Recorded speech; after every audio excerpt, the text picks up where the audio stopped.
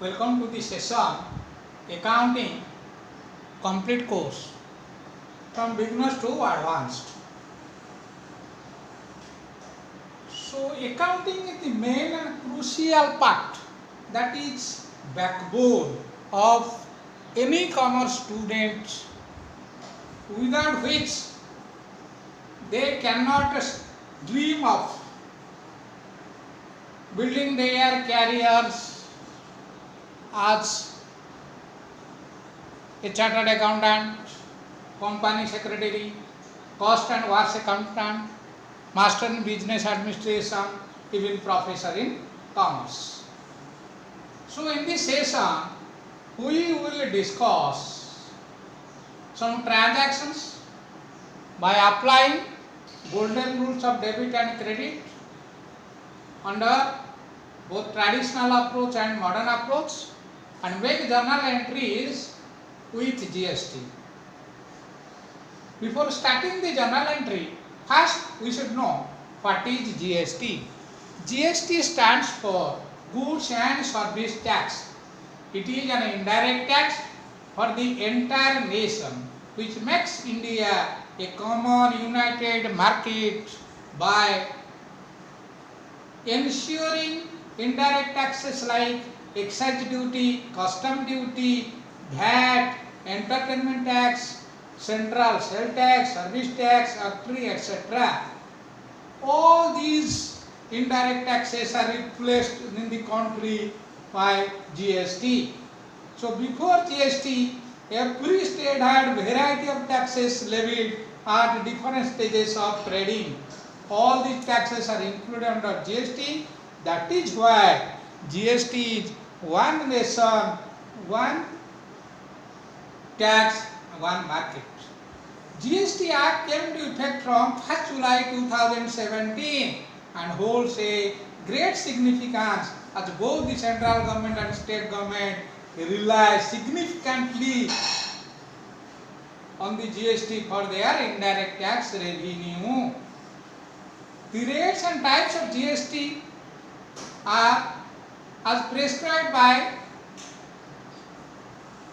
government from time to time. Certain products like electricity, petroleum product, diesel product are not covered under GST. So in case of GST, first we will think about a trader.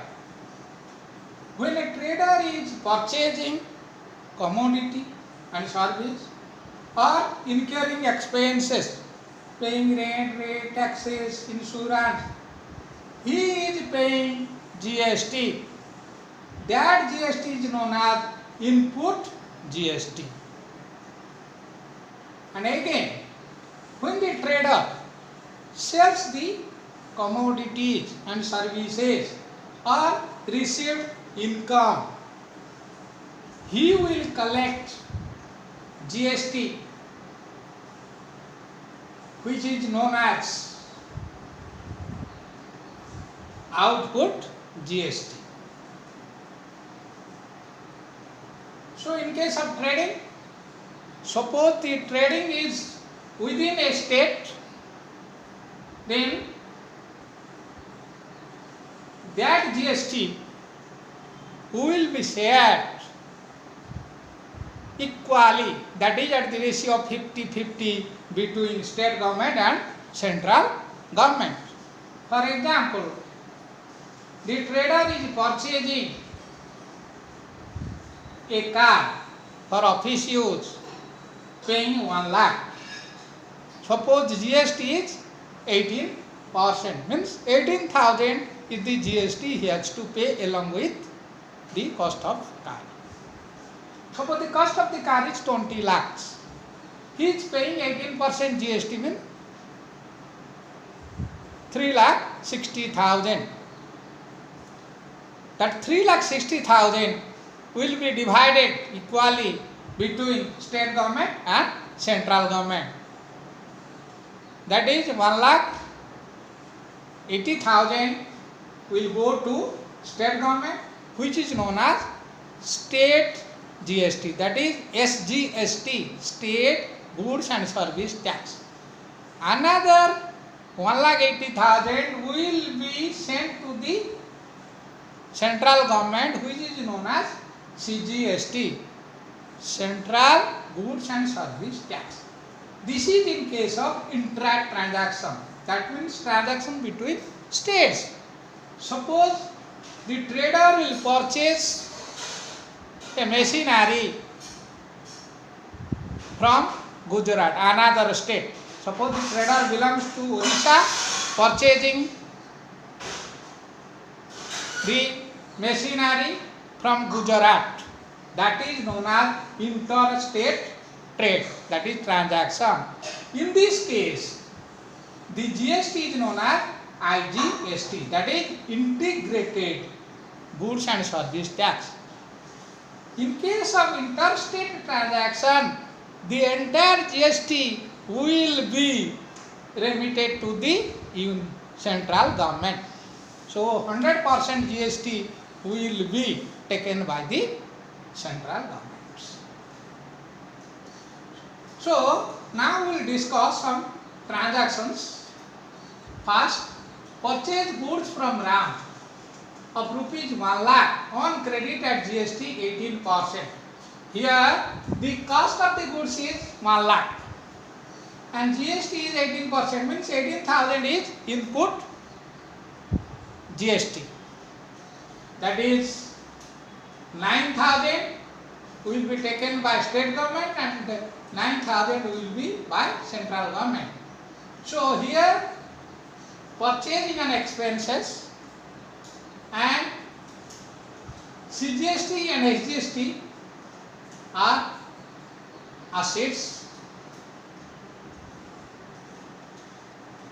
and Ram is the giver because we are purchasing goods from supplier Ram.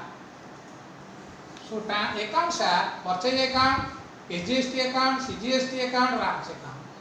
So journal entry is, as purchase is a nominal account, it is an expenses, so it should be debited. So purchase account debited with 1 lakh and input GST, that is 18,000 divided 9,000, 9,000. So SGST account debited 9,000, CGST account debited 9,000 and Ram, the amount due, that means the giver, supplier Ram, Ram's account will be credited with total 1 lakh plus GST, that is 1,18,000. Narration is being goods purchased from Ram on credit basis and 18% GST paid. Second transaction, sold goods to Rakesh of rupees 50,000 at 18% GST. In case of sales, the GST is output GST. So here